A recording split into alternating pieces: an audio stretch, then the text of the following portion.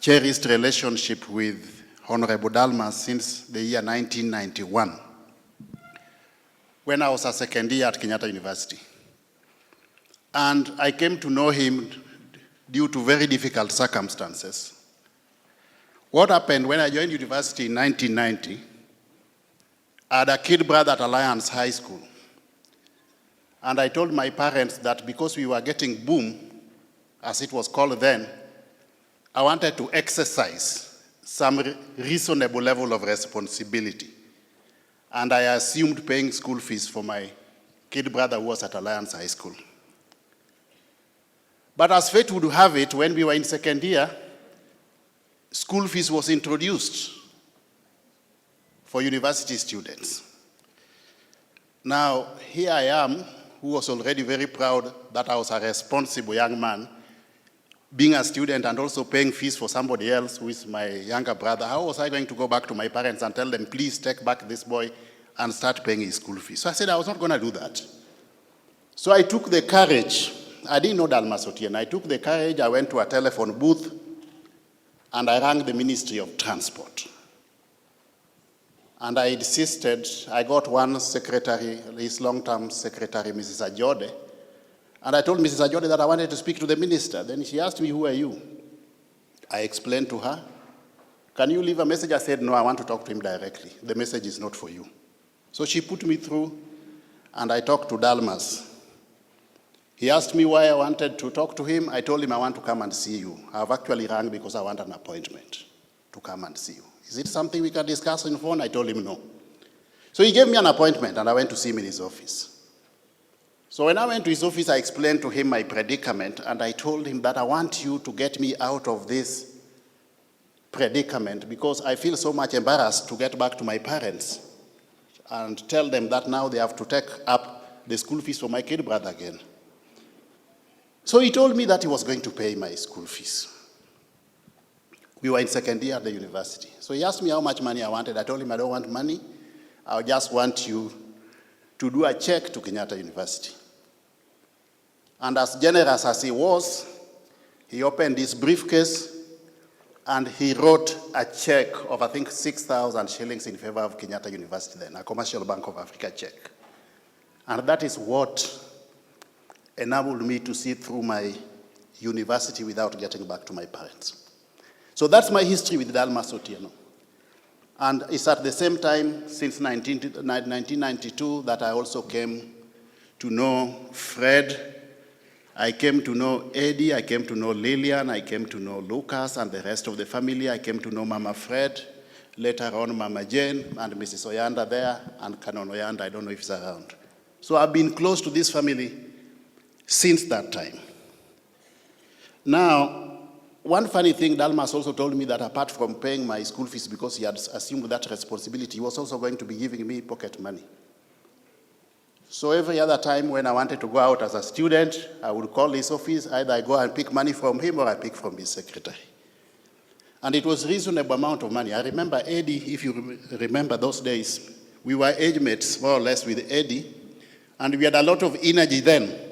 So in one night, we would go to Carnival, we would go to Visions, we would go to Bubbles.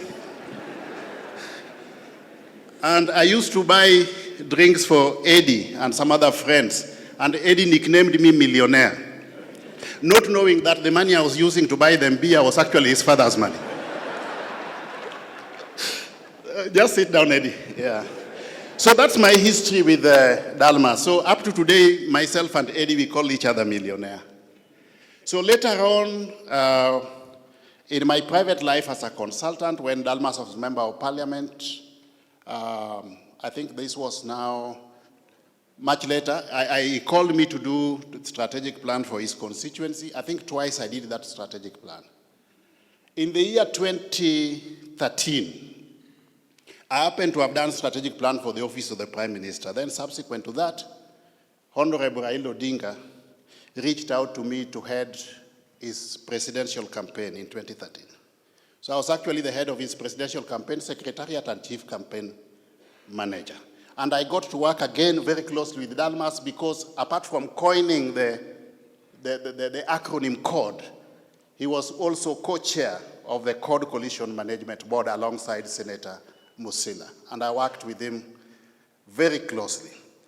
One thing that struck me with Dalmas then was that whenever there was a meeting of the Coalition Management Board, he would listen, and when he spoke, the meeting always ended because he always provided a solution to the issues of the day. Much later, in the year 2019, I reached out to Dalmas because I had the idea of coming up with Nyanza International Investment Conference. So I reached out to him because he struck me as a very brilliant fellow for advice. So he told me that if you want to do this, please go ahead, it is workable. We have got abundance of opportunities in Nyanza informed by comparative advantages. Get some people from the private sector and go the full hog. So we worked very closely with him in coming up with that idea. We brought on board so many professionals. I'm about to finish. And then later on, I decided to work with Ruto just before the last elections. Ruto was then deputy president. Then he called me to come and explain to him why I decided to work with Ruto. And I told him, I'm just benefiting from your analytical economics. I've looked at the statistics and I'm not seeing how anybody else is going to win these elections apart from Ruto. And I convinced him and he told me, if you have decided, please go the full hog. And I did exactly that. Much later, now in 2022, when I was appointed to the cabinet as a cabinet secretary, I went back to Dalmas and I asked him, what do you do in cabinet? He told me, if you want to excel in cabinet, prepare well for cabinet meetings. And I want to tell you that your situation is not different from mine because you are going into cabinet not because of your political clout, but because of your brains. I survived in the Mori cabinet for a very long time because of value proposition. Go to that cabinet and add value.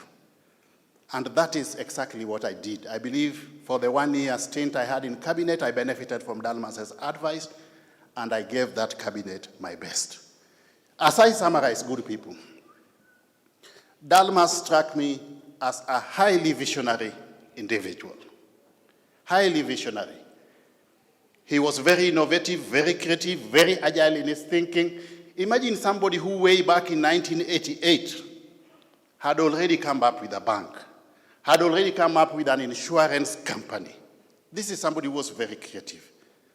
Dalmas was intelligent, he was charismatic, he was eloquent, but most importantly, he was independent-minded. If there is any lesson that I would urge politicians within our midst here to emulate from the late Dalmas Otieno is to exercise some discretion, some reasonable level of independence of mind if we are to have a paradigm shift in our body politic. Let us be independent in mind so that we can add value for the benefit of Kenyans. Thank you very much. To the Dalmas Otieno family, may I take this opportunity to sincerely thank you for giving me unlimited access to your dad for the past 34 years. Thank you very much.